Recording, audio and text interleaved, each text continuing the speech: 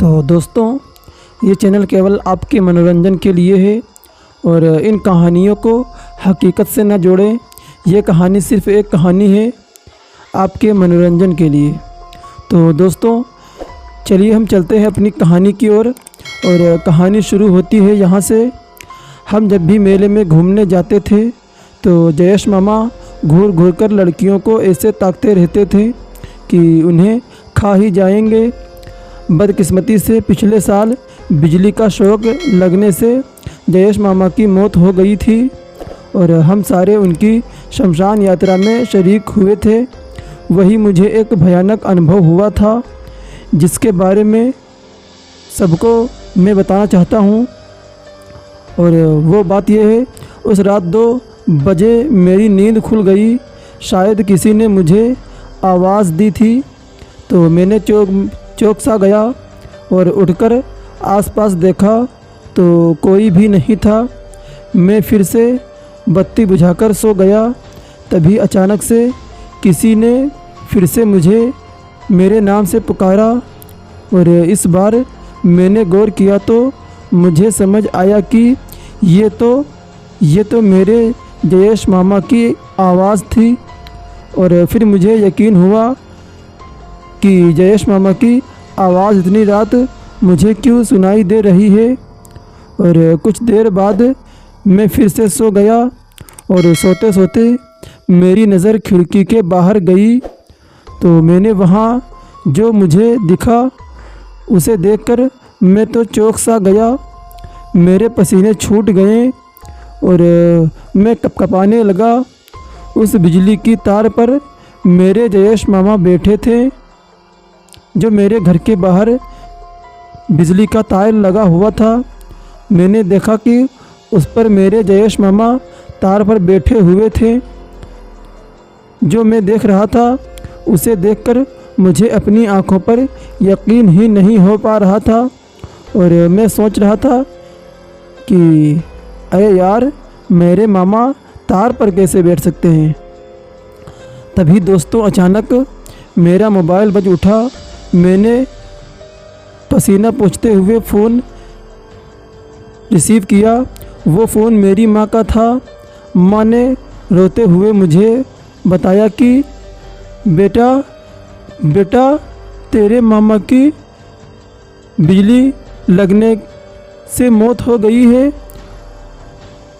तू हो सके उतना जल्दी हॉस्टल से घर आ जा। और फिर मैं फ्रेंड की बाइक लेकर फ़ौरन रात में ही घर पहुंच गया। फिर वहां से हम जयेश मामा के घर गए। वहां उनकी अधजली लाश देखकर मेरे तो एकदम से रोंगटे खड़े हो गए। और मेरे पापा वहीं थे। मैंने उनसे पूछा कि पापा ये सब और कैसे हुआ। तो मेरी बात सुनकर मेरे पापा ने बताया कि बेटा, करीब 3 घंटे पहले तेरे मामा बिजली के फॉल्ट को ठीक करने खंबे पर चढ़े हुए थे। तभी अचानक बिजली के खंबे में लाइट आ गई, उसमें करंट आ गया और ये दुर्घटना हो गई और तेरे मामा इस दुनिया से चले गए। पापा की बात सुनकर मुझे वहाँ खूब रोना आया क्योंकि मेरे मामा मेरे दोस्त की तरह थे। मैं उनका खूब मजाक भी उड़ाता था पर वो कभी बुरा नहीं मानते थे और मेरी हर परेशानी में मेरा साथ देते थे। फिर मुझे हॉस्टल वाली घटना याद आई और मैंने सोचा शायद मैंने जयेश मामा के भूत की ही आवाज़ सुनी थी। और खिड़की के बाहर तार पर भी मुझे जयेश मामा का भूत ही नज़र आ रहा था। और अब धीरे धीरे मेरा शौक, दुख, खौफ और डर में तब्दील होता जा रहा था। मुझे पता नहीं था कि उनका भूत मरने के बाद मेरे पास क्यों भटक रहा था। ये सब सोचकर मेरे तो पसीने छूट रहे थे। मुझे अंदर ही अंदर डर सा लग रहा था कि आगे क्या होगा। और फिर अगले ही दिन जयेश मामा की अग्नि विधि थी, वहाँ मैंने भी गया और मेरे सारे घर वाले भी गए। सारे सगे संबंधी अग्नि के लिए लकड़ियाँ लगा रहे थे। तभी अचानक मेरी नज़र जयेश मामा की लाश की ओर गई तो मैंने देखा कि जयेश मामा के हाथ के पंजे में कुछ हरकत हुई। शायद उनका पंजा मेरी ओर उठा और हाथ से मुझे पास आने का इशारा किया और ये सब देखकर मैं पागलों की तरह चीखने लगा। सब सगे संबंधी दौड़कर मेरे पास आ गए। मैंने जो भी देखा था सब उन्हें बताया, पर वहाँ किसी ने मेरा विश्वास नहीं किया। सबने मेरे पापा को बोला कि किशन डर गया है, इसको घर भेज दीजिए, ये तुम्हारा बेटा डर गया है और इसके लिए यही ठीक होगा कि आप इसको घर भेज दीजिए। और फिर मेरे पापा ने फ़ौरन उसी वक्त मुझे घर ले आए और वापस शमशान चले गए। फिर उस रात मुझे ज़ोरदार बुखार चढ़ गया। मेरे पापा मेरे लिए दवाई भी लाए, पर बुखार उतर ही नहीं रहा था। उस रात मुझे जयेश मामा के भूत का डर भी सता रहा था। करीबन रात के 3 बजे फिर से मुझे किसी के चलने की आहट सुनाई दी तो फ़ौरन मेरी आंखें खुल गईं। मैंने देखा कि मेरे बिस्तर के पास जयेश मामा बैठे हुए हैं और उनका आधा चेहरा जला हुआ था और वो मेरी ओर देख रहे थे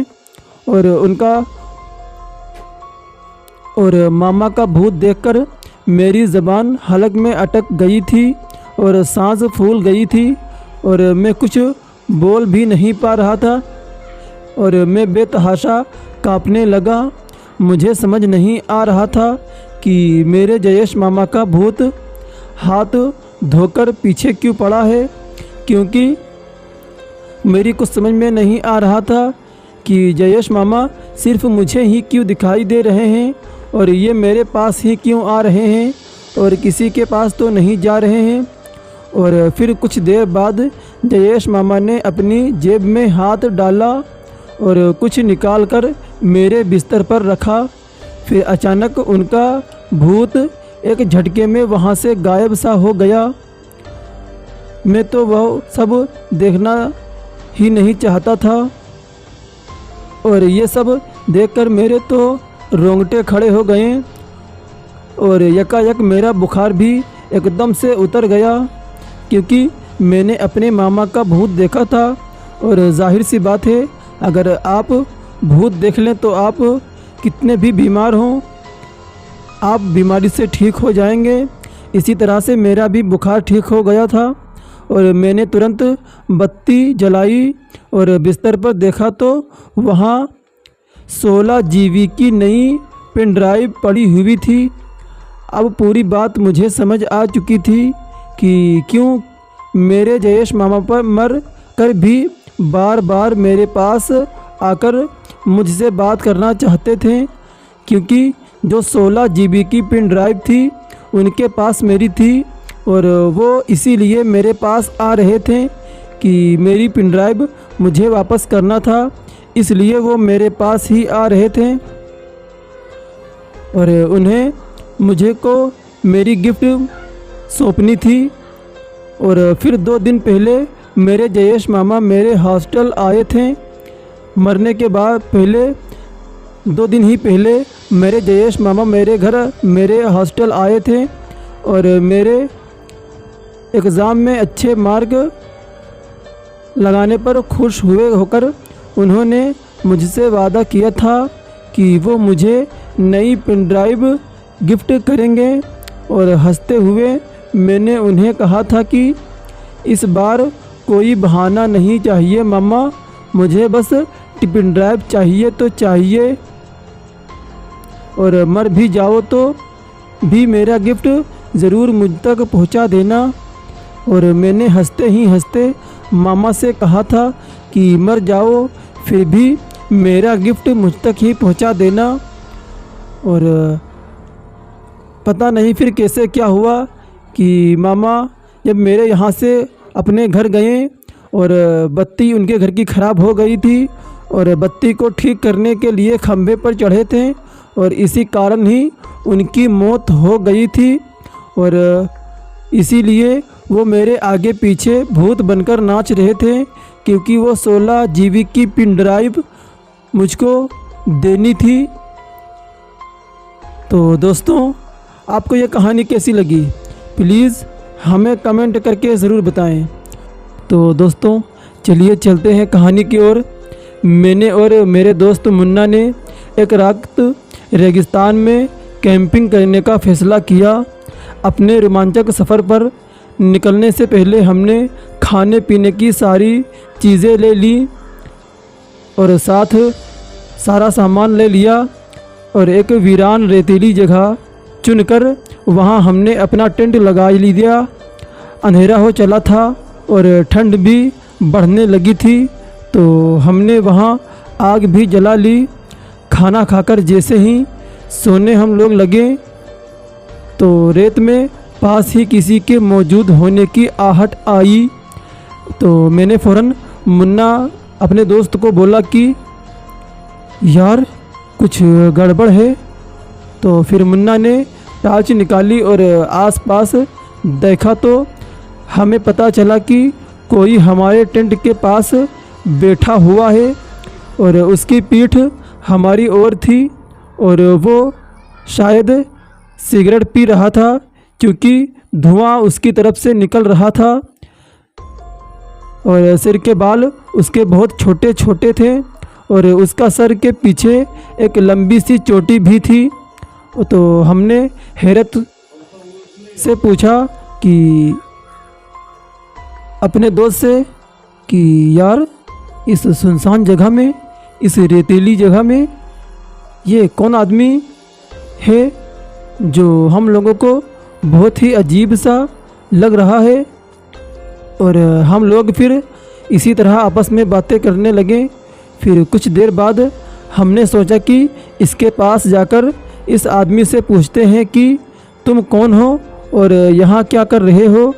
तो मैंने और मेरे दोस्त मुन्ना ने जाकर उसे आवाज़ दी, पर वो आदमी नहीं पलटा। हमने फिर से उसे आवाज़ दी और पूछा कि अरे भाई आप कौन हो। फिर इस बार उसने हमारी ओर देखे बिना ही अपनी मुट्ठी में रेत भरी और पीछे हमारे ओर फेंकी।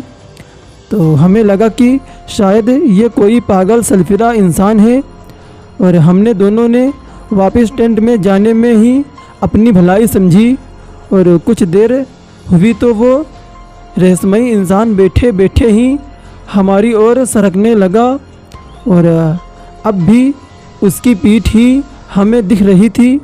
और ये देखकर हमारे तो रोंगटे खड़े हो गए।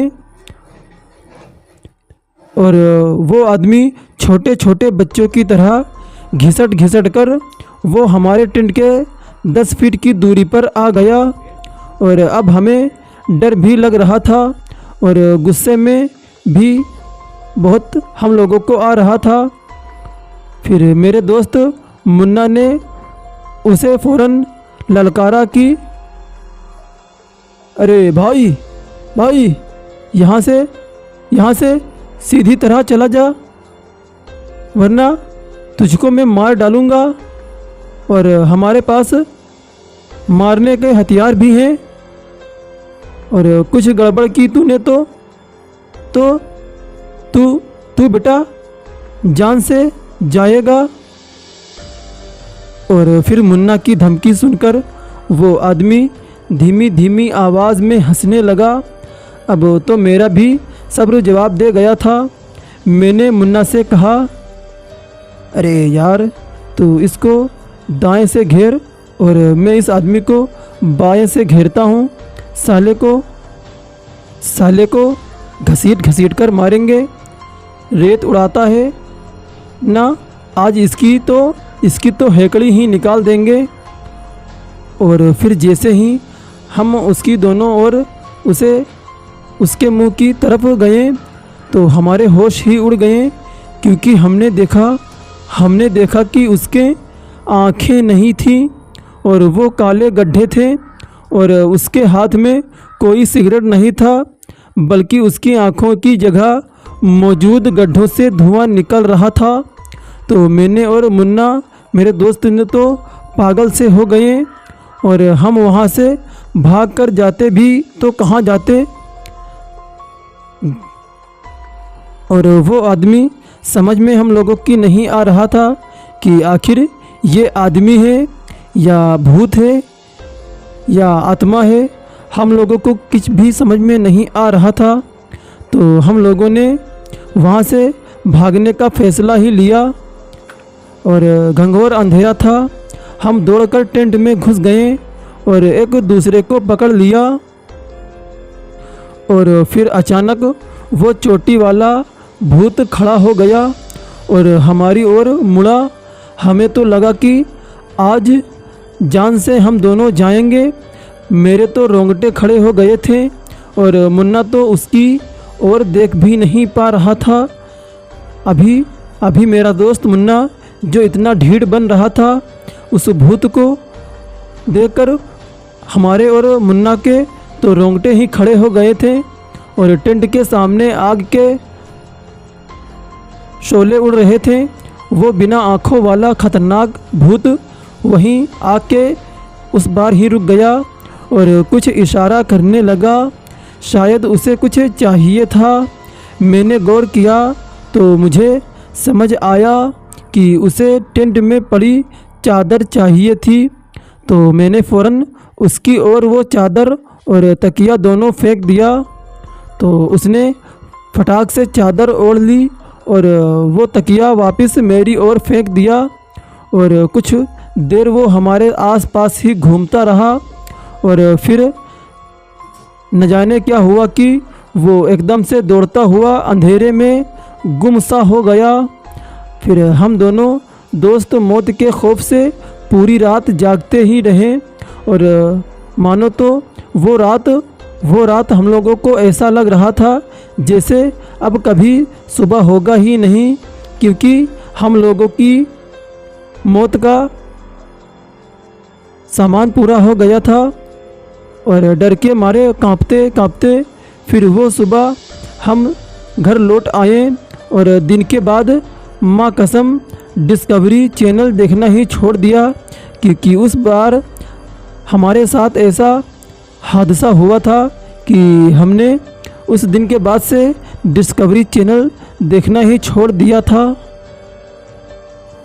और दोस्तों, हमें पता नहीं था कि वो भूत क्यों हमारी चादर मांग रहा था और उसकी आंखें क्यों नहीं थी और उसने हमें ज़िंदा क्यों छोड़ दिया। कई लोग तो हमारी बातों का विश्वास तक नहीं करते हैं, पर मुझको और मुन्ना को मालूम है कि उस रात हम किस दरिंदे प्रेत के चपेट में आ गए थे। क्योंकि दोस्तों, यकीन मानिए कि वो प्रेत अजीब सा प्रेत था, रेगिस्तानी प्रेत था और वो प्रेत समझ में नहीं आ रहा था कि हम लोगों को छोड़कर वहाँ से क्यों चला गया। मेरी और मेरे दोस्त की समझ में कुछ भी नहीं आ रहा था और उस दिन के बाद से हम लोगों ने कैंपिंग जाने का फ़ैसला ही दिमाग में नहीं लाया और घर वालों ने हम लोगों को अकेले में कहीं भी नहीं जाने दिया। तो दोस्तों, आप लोगों को ये कहानी कैसी लगी, प्लीज़ हमें कमेंट करके ज़रूर बताएं और इसी तरह की डरावनी कहानियाँ सुनने के लिए हमारे चैनल को सब्सक्राइब करें और बेल आइकन को भी दबाइए, ताकि हमारी जो नई वीडियो अपलोड हो सबसे पहले आप तक नोटिफिकेशन पहुंच सके।